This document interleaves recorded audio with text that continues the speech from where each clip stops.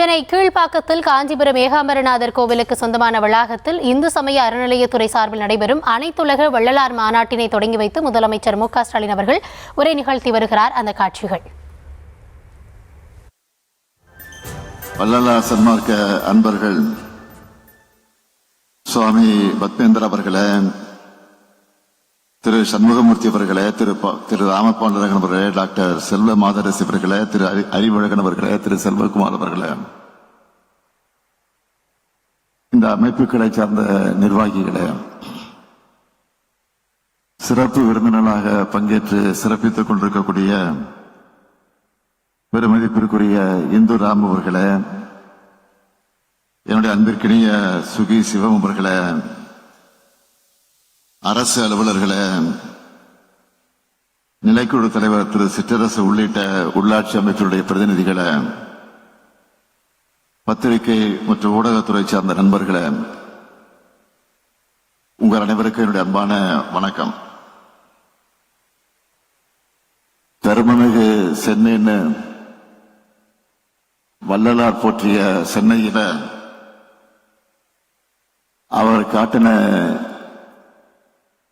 அறநெறிகளை வாழ்க்கை முறையாக பின்பற்றி வரும் ஆன்மீக அன்பர்களான உங்களை எல்லாம் இந்த அனைத்துலக வள்ளலார் மாநாட்டில் சந்திப்பதில் நான் மிகுந்த மகிழ்ச்சி அடைகிறேன்.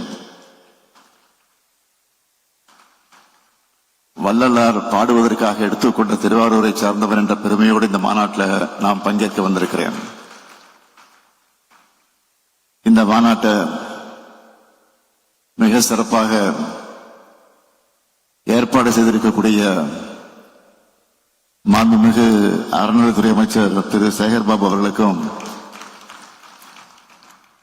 அவருக்கு துணை நிற்கக்கூடிய அரசு கூடுதல் தலைமைச் செயலாளர் திரு மணிவாசன் ஐஏஎஸ் அவர்களுக்கும் மற்றும் அதிகாரிகள், அலுவலர் அத்தனை பேருக்கும் அந்த நேரத்தில் என்னுடைய பாராட்டுகளையும் வாழ்த்துக்களையும் தெரிவித்துக் கொள்ள விரும்புகிறேன். நம்முடைய சேகர்பாபு அவர்களை பொறுத்த வரைக்கும் கழகப்பணியாக இருந்தாலும் சரி,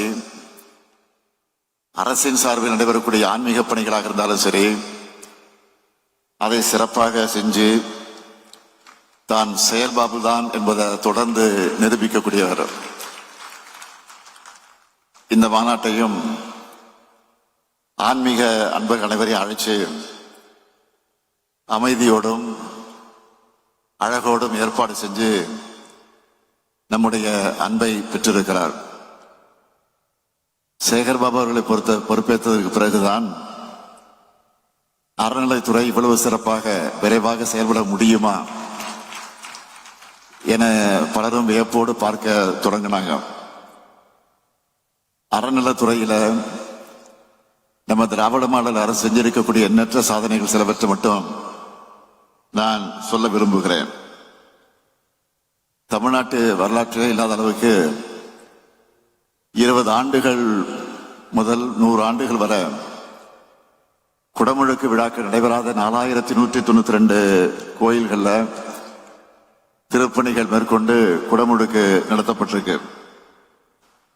1000 ஆண்டுகள் பழமையான திருக்கோயில்களை புனரமைச்சு பாதுகாத்திடக்கூடிய வகையில அரசு நிதி 425 கோடி ரூபாய், திருக்கோயில் நிதி, உபயதாரர் நிதி, பொதுநல நிதி என மொத்தம் 560 கோடி ரூபாய் மதிப்பீட்டில் 352 திருக்கோயில்களை திருப்பணிக்கு எடுத்துக்கிட்டு இதுவரை 87 திருக்கோயிலை குடமுழுக்கு செஞ்சு முடிச்சிருக்கிறோம்.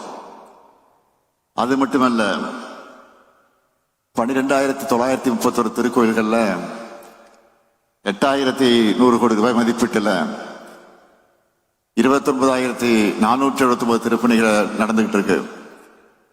இதுல 4,346 கோடி ரூபாய் மதிப்பீட்டிலான 16,756 பணிகள் நிறைவு பெற்றிருக்கு. மேலும் உபயதாரர் நிதி மூலமாக 2,000 கோடி ரூபாய் மதிப்பீட்டிலான 12,220 திருப்பணிகள் நடந்துட்டு இருக்கு. கோயில் சொத்துக்களை மீட்கணும் என பெருமுயற்சி எடுத்து அதிலையும் சாதனை படைச்சிருக்கிறோம். 8,423 கோடி ரூபாய் மதிப்பிலான 8,106 ஏக்கர் நிலங்களை மீட்டிருக்கோம். கிராமப்புற திருக்கோயில்கள், ஆதிதிராவிடர் மற்றும் பழங்குடியின பகுதிகளில் உள்ள திருக்கோயில்களுக்கான திருப்பணி, அந்த நிதி உதவித்தொகையை 1 லட்சம் ரூபாயிலிருந்து 2,50,000 ரூபாயை உயர்த்தி 10,000 கோயில்களுக்கு நிதி உதவி வழங்கியிருக்கிறோம். கோயில்கள்ல திருப்பணியோடு அறப்பணிகளையும் செய்யணும் என்று முடிவு செஞ்சு 19 திருக்கோயில்கள்ல முதலுதவி மருத்துவமனைகள் அமைச்சிருக்கிறோம்.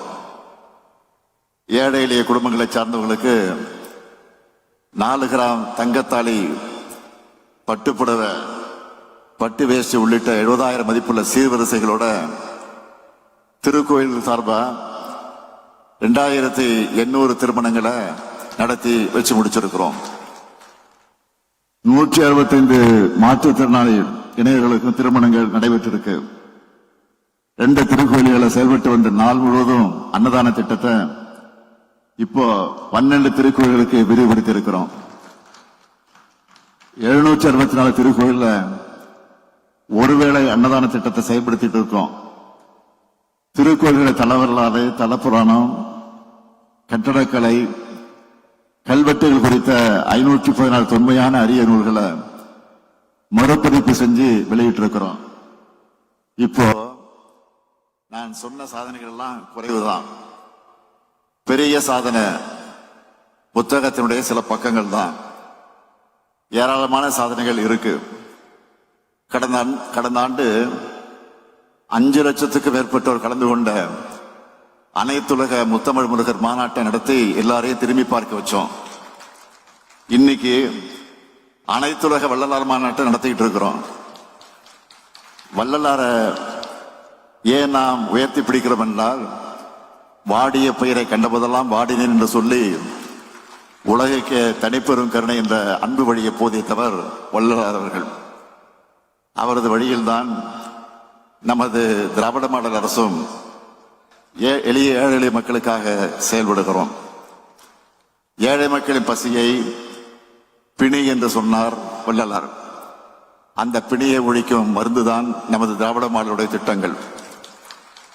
அதனால்தான் பள்ளிகளில் காலை உணவு திட்டம் முதல் முதியோர்களுக்கான தாயுமான திட்டம் வர அனைத்து வயதினரையும் கருணையோடு அரவணைக்கிற பல்வேறு திட்டங்களை செயல்படுத்திக்கிட்டு இருக்கிறோம்.